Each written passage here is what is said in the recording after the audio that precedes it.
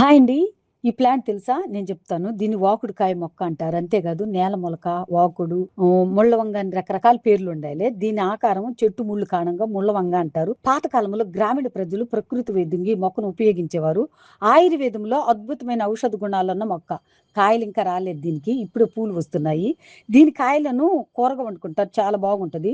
లేదా ఈ కాయలని ఎండబెట్టిన పొడితోటి టీ చేసుకొని తాగటం వల్ల శ్వాసకోశ సమస్యలు, దగ్గు, అస్తమా, కఫం వంటి సమస్యలు తగ్గించడంలో బాగా పనిచేస్తాయి. జీర్ణక్రియను మెరుగుపరిచి మలబద్ధకాన్ని నివారిస్తాయి.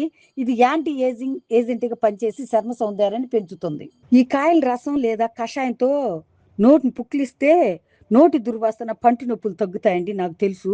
పిప్పి పంటికి కూడా ఇది చాలా ఉపయోగపడుతుంది. కీళ్ళ నొప్పులు, ఆకుల రసం లేదా కషాయాన్ని నొప్పులు ఉన్న చోట రాస్తే ఆ నొప్పులు, వాపులు తగ్గుతాయన్నమాట. ఈ ఆకుల రసం బట్టతలపై వెంట్రుకలు మొలవటానికి, జుట్టు రాలడాన్ని తగ్గించడాన్ని సహజ నివారణగా పనిచేస్తుంది.